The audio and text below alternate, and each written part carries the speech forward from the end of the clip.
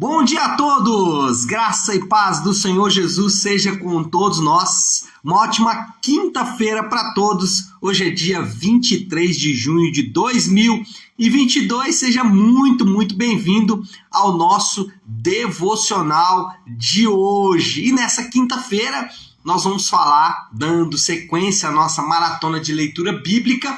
Hoje vamos de 2 Samuel 10, 11 e 12. E o tema hoje é o Rei Santo.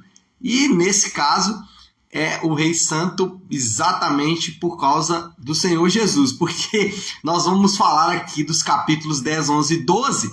E esses capítulos vão narrar a queda do rei Davi em adultério e também assassinato. Porque ele coloca o marido da Batseba na frente de batalha para morrer, Urias.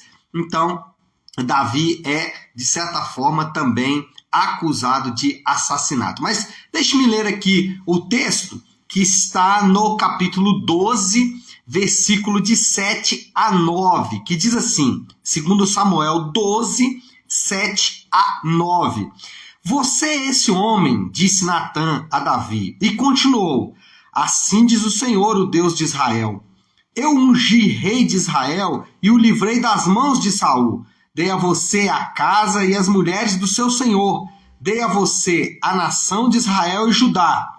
E se tudo isso não fosse suficiente, eu teria dado mais ainda, porque você desprezou a palavra do Senhor, fazendo o que ele reprova. Você matou Urias, o hitita, com a espada dos amonitas e ficou com a mulher dele. Então, a acusação de Deus aqui é severa contra Davi, acusando ele de adultério e também de assassinato, atitudes que de fato ele havia feito. Bom, esses textos eles são dolorosos porque a derrota mais amarga e cruel desse soldado, acostumado a combater os piores inimigos, é apresentado para nós.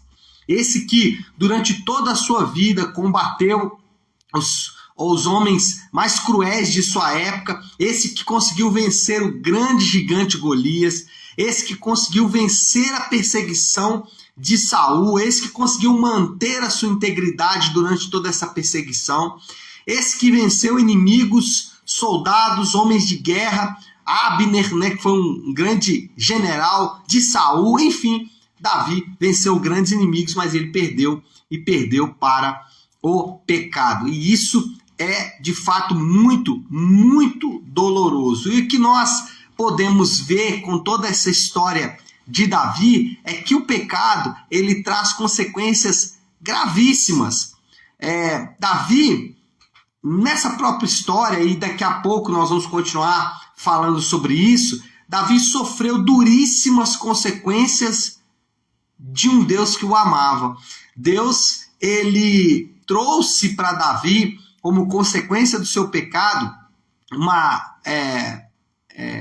disciplinas muito severas de um Deus que o amava. Por exemplo, Davi, ele perdeu o seu filho, o filho que iria nascer desse relacionamento de Davi com Batseba morreu. Além disso, seus próprios filhos também sofreram. Não, talvez não só por causa disso, porque de fato cada um é responsável pelos seus próprios erros, mas havia aqui de fato uma palavra de Deus, de disciplina de Deus para Davi, dizendo para Davi que a espada jamais se apartaria da sua família. Além disso, a sua imagem, a imagem que Davi havia construído durante toda a sua vida, inclusive nas suas questões com Saul, a imagem dele agora ficou manchada. Tudo isso aconteceu porque Deus estava disciplinando Davi, porque Deus estava trazendo sobre Davi uma das expressões de amor mais surpreendentes de Deus, que é a disciplina. Lá em Hebreus, Deus vai falar isso, que o pai disciplina o filho que ama. Então, muitas vezes, Deus nos disciplina, nós não entendemos, nós ficamos chateados, nós procuramos respostas, às vezes até encontramos resposta em outros lugares que não na palavra de Deus, mas o fato é que Deus nos disciplina. Deus pode usar várias maneiras para fazer isso. Deus pode usar as circunstâncias, Deus pode usar até mesmo a sua própria igreja local para nos disciplinar. Por quê? Porque Deus quer o nosso bem. Deus quer a nossa restauração. A disciplina não tem propósito de machucar, mas de restaurar. E foi o que aconteceu com Davi. Davi foi disciplinado por Deus porque Deus queria produzir nele a imagem do próprio Deus. Deus queria trabalhar o caráter de Davi, ainda que isso fosse de fato muito doloroso. Então, a história de Davi é essa história. A história marcada por um homem que venceu grandes inimigos, que superou grandes obstáculos, mas que ao final da sua vida teve que lidar com uma dificuldade muito grande causada pelo seu pecado.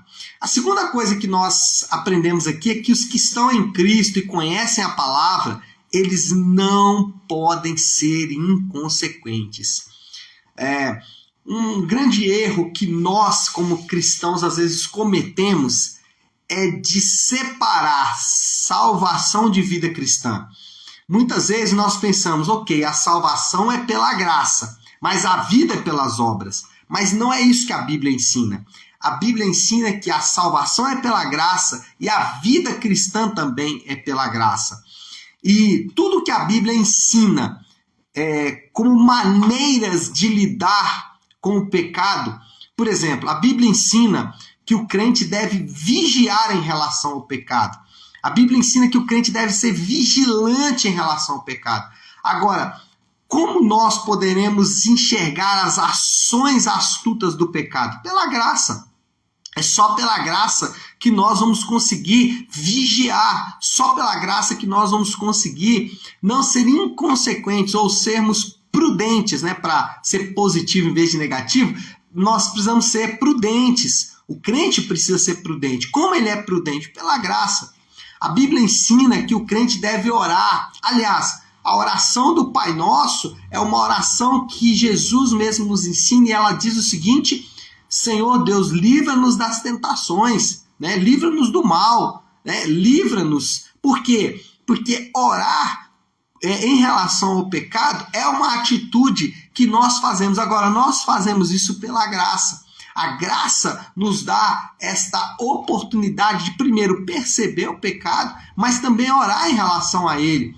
Mas além disso, a Bíblia ensina que em relação ao pecado, nós precisamos meditar na palavra de Deus. E aí meditar na palavra de Deus tem dois aspectos. O primeiro aspecto é o meio de graça. Quando nós estamos meditando na palavra, Deus está derramando graça sobre as nossas vidas. Deus está derramando do seu poder sobre as nossas vidas. É o que nós chamamos de meio de graça. Mas além disso, quando meditamos na palavra, podemos descobrir as ações de Satanás que são às vezes sutis e que podem nos levar para uma vida de pecado com consequências graves, como nós vimos no caso de Davi. Porém, a meditação na palavra de Deus também é pela graça. Se não for a revelação de Deus, se não for a ação do Espírito Santo trazendo revelação da palavra, ela é apenas um livro, ela é apenas escrito, são apenas palavras humanas. Mas, além disso, a Bíblia ensina que nós temos que cuidar de nós mesmos, que nós temos que perceber as ações de Satanás contra nós mesmos, mas também nós somos responsáveis uns pelos outros. Então, como irmãos do corpo de Cristo, especialmente os irmãos da sua igreja local, você é chamado para cuidar deles. Agora, cuidar dos irmãos não é acusar os irmãos. A nossa luta contra o pecado deve nos tornar pessoas altamente compassivas.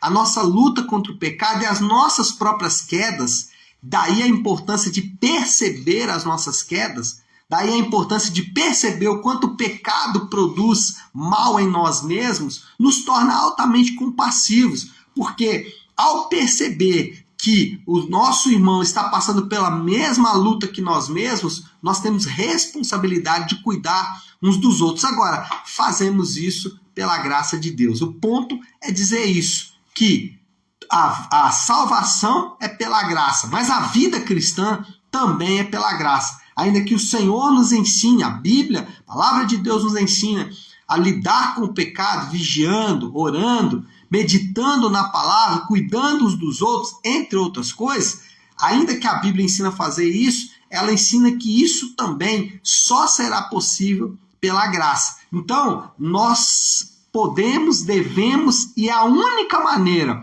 de produzir uma vida cristã piedosa e efetiva é através da graça de Deus, ainda que o Senhor nos mande fazer várias coisas. A história de Davi com Batseba deve ser um alerta muito grande para cada um de nós. A história de Davi e Batseba é aquela história para mostrar o seguinte, que nós não podemos ser negligentes em relação à nossa própria vida, que nós não podemos conduzir a nossa vida de forma inconsequente, mas pelo contrário, temos que ser prudentes, sábios e sempre alertas e vigilantes.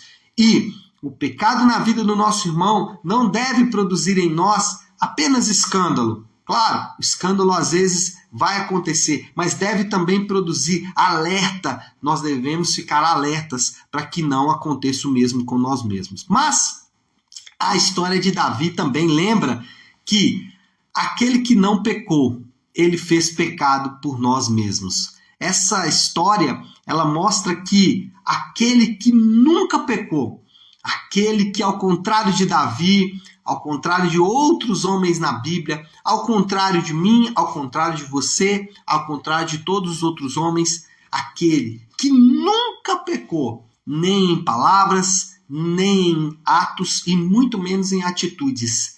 Ele o fez pecado por nós. Aqui na história tem um personagem pouco citado, pouco lembrado, mas que é fundamental para nos lembrar de algo. Aqui nós temos o filho de Davi, o filho dessa relação adúltera de Davi com Batseba, o filho que o texto bíblico sequer cita o nome dele. Esse filho dessa relação de adultério, ele morre.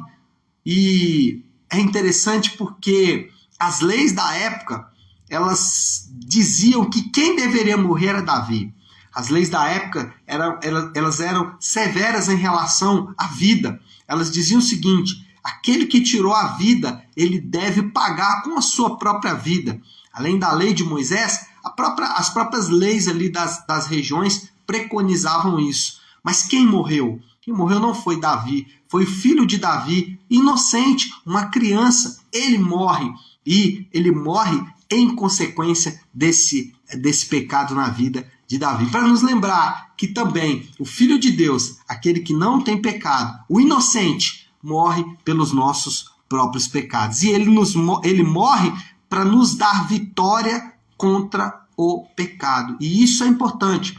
Aquele que não tem pecado morre pelo nosso pecado para nos dar vitória contra o pecado e contra as consequências do pecado. Porque quando olhamos para a vida de Davi, a consequência do seu pecado seria a sua própria morte.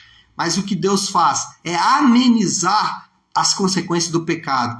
E ainda que nós, e o pecado que cometemos, ele tenha consequências, e é bom que tenha, porque as consequências do pecado servem como disciplina do Senhor para nos restaurar, para nos trazer de volta à comunhão com Deus, mas por outro lado, nós percebemos que Deus ameniza o poder do pecado. E aí nos lembra que Jesus, ele nos deu vitória contra o pecado e não podemos achar que estamos pagando pelos pecados. Bom, moral da história, vamos avançar aí porque o tempo urge, né?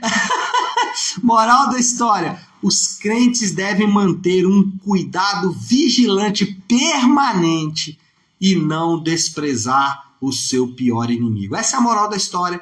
Os crentes devem manter um cuidado vigilante permanente e não menosprezar o pecado, mas ele faz isso pela graça de Deus. Então, qual é o desafio, a aplicação final que nós podemos pegar dessa história de Davi?